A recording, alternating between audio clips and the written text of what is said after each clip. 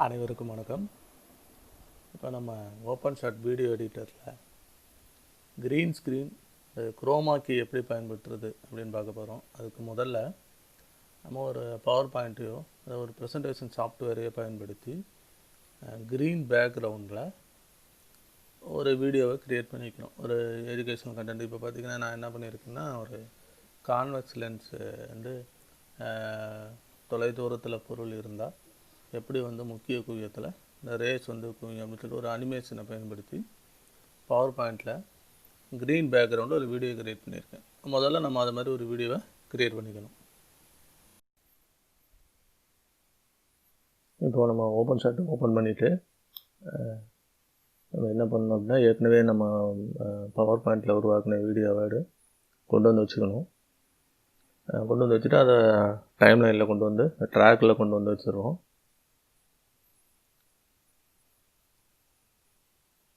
அதுக்கப்புறம் எஃபெக்டில் பார்ஸ் அப்படின்னு சொல்லி ஒரு எஃபெக்ட் இருக்குது. அந்த எஃபெக்டை கொண்டு வந்து அந்த வீடியோவில் வைக்கிறோம். அதில் பார்த்திங்கன்னா பி அப்படின்னு சொல்லி ஒரு சின்ன ஐக்கான் இருக்கும். அதை கிளிக் பண்ணால் அதனுடைய ப்ராப்பர்ட்டிஸ் வரும். அந்த பார்ஸுங்கிற எஃபெக்ட் என்ன அப்படின்னா, அந்த வீடியோவில் 4 பக்கமும் தேவையில்லாத பகுதியை நம்ம மறைச்சிக்கலாம், அதுக்கு பயன்படுத்தலாம். அதில் வந்து பார்த்திங்கன்னா top side, bottom, left, right, இந்த 4 பக்கமும் நம்ம அந்த லென்த்தை அட்ஜஸ்ட் பண்ணி தேவையில்லாததை பிளாக் பண்ணிடலாம். இப்போ பாருங்கள், இப்போ ரைட் சைடு மறைக்கிறோம். அதே போல் அடுத்து டாப்.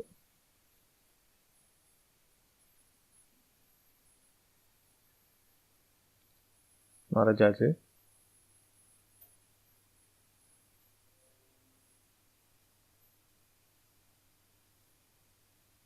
இப்போ என்ன பண்ணுறோம் அப்படின்னா, அடுத்த எஃபெக்ட்டு குரோமா எஃபெக்டை சர்ச்சில் போய் தேடி அதை கொண்டு வந்து இந்த வீடியோவில் வைக்கிறோம். அதில் சி அப்படின்னு சொல்லி ஒரு ஐக்கான் இருக்கும். அதை கிளிக் பண்ணாக்கா நமக்கு அந்த ப்ராப்பர்ட்டிஸ் வந்து ப்ராப்பர்ட்டி விண்டோவில் வந்துடும்.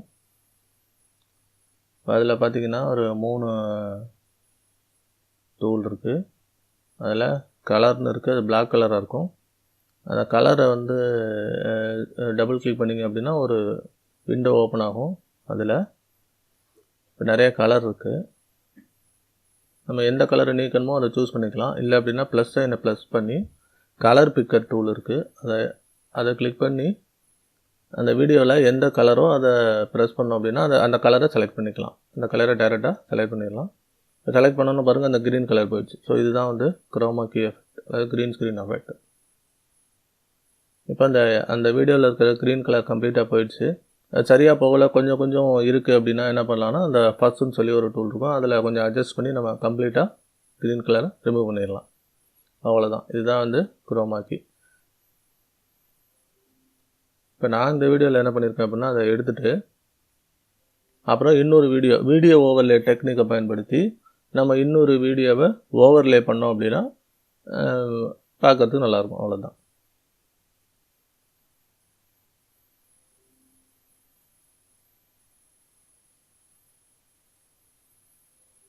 பாருங்கள், நான் ஏற்கனவே வந்து நான் ஒரு இமேஜ் வச்சுருக்கேன்.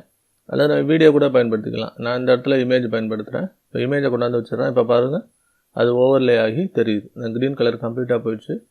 அதுக்கு பதிலாக அந்த இமேஜ் தெரியுது. ஸோ அந்த இடத்துல ஒரு வீடியோ வச்சோன்னா எனக்கு வீடியோ தெரியும். அவ்வளோதான். இப்போ இந்த இடத்துல இமேஜ் பெருசாக இருக்கிறனால அதை ட்ரான்ஸ்ஃபார்ம் பண்ணி சின்னதாக்கிக்கிறேன். கொஞ்சம் சின்னதாக்கிட்டோம் அப்படின்னா கரெக்டாக அந்த